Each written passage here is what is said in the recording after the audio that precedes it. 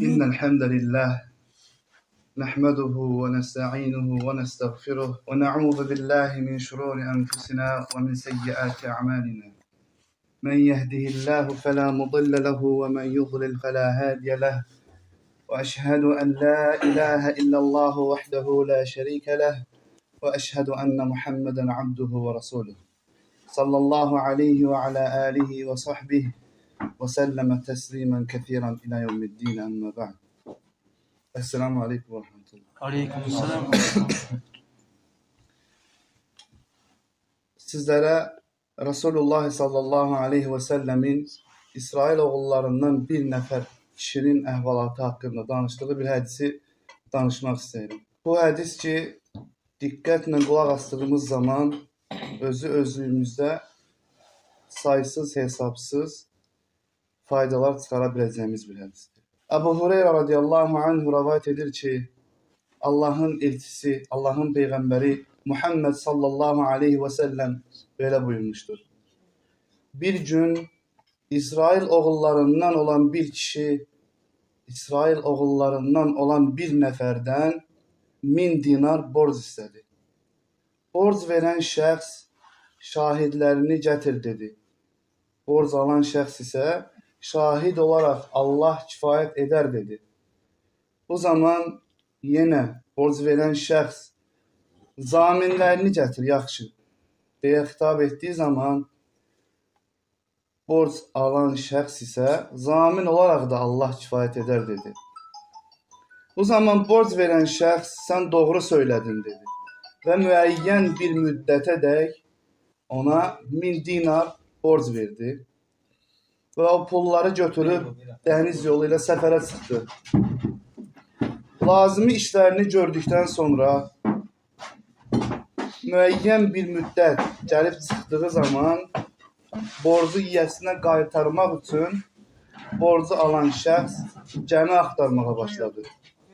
Lakin gəmi tapa bilmədiyi üçün bir ağac parçasını götürüb içərisini oydu və həmin o 1000 dinarı ve onunla da beraber mektubu odun parçasının içerisine yerleştirdi. Hemen odun parçasının oyuq yerini bağladıktan sonra onu deniz kenarına getirdi ve Allah'ım sen bilirsen ki mən filan şəxsdən 1000 dinar borc istedim.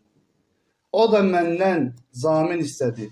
Mən zamin olarak Allah kifayet eder dedim ve o da senin zamin olduğuna razı oldu. Bundan savayı məndən şahid istedi. Ve yine mən şahid olarak Allah kifayet eder dedim ve o da buna razılıq verdi. Lakin borcumu qaytarmaq üçün gəmi tapa bilmədim. Ya Rabbi, artıq mən bu borcu sənə həvalə etdim deyə dua etdi.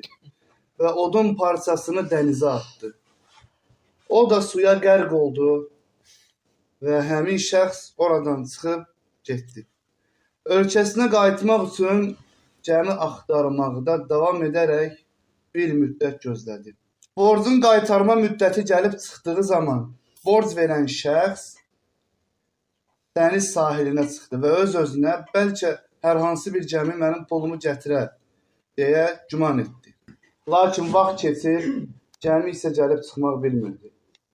Adam eve qayıtmaq istədiyi zaman gözü içərisində pul və məktub olan həmin odun parçasına sataşdı. Niyyəti isə o odun parçasını götürüb ailəsinə isinmək üçün istifadə edəcəyi bir odundur. Adam odun parçasını götürüb evə gətirdi və onu 2 yerə böldüyü zaman içərisində olan pulu və məktubu gördü. Bir müddət keçdikdən sonra borc alan şəxs ölkəsinə qayıtdı və 1000 dinar pulu ona gətirib dedi. Allaha and olsun ki, borcu sənə gətirmək üçün gəmi axtarmağa nə qədər çalışdımsa, indi gəldiyim gəmidən daha tez bir gəmi tapa bilmədim. O da, sən mənə bir şey göndərdinmi deyə sual verdiği zaman adam elə güman eləyir ki, o odun parçası ona gəlib çatmıyor. Ve bildirir ki, sənə dedim axı, indi gəldiyim gəmidən daha tez bir gəmi olsun belə tapa bilməmişəm. O dedi: "Şübhəsiz ki, Allah sənin ağac parçasının içərisində göndərdiyin borcu artıq sənin əvəzinə ödəmişdir. Elə isə gətirdiyin o 1000 dinarı götür və doğru dürüst olduğun halda get." Musnad İbn Əhməd. Bu xüsusda Allah Azze ve Celle Kur'an-ı Kerim'de Talak suresinde böyle buyurur: وَمَنْ يَتَّقِ اللّٰهَ يَجْعَلْ لَهُ مَخْرَجًا وَيَرْزُقْهُ مِنْ حَيْثُ لَا يَحْتَسِبُ وَمَنْ يَتَوَكَّلْ عَلَى اللّٰهِ فَهُوَ حَسْبُهُ. Kim Allah'tan korkarsa Allah ona sıkış yol gösterer. Ummadığı yerden ona ruzi kapısı açar ve kim Allah'a tevekkül ederse Allah ona bəs eder. Allah sizlerin her birinizden temkinle kulak astığınız için razı olsun. Her birinize minnettarım. Allah hamınızdan razı olsun. Balamda mübarek eylesin kardeş.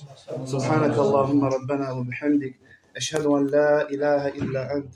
Estağfirüke ve atubu ileyk.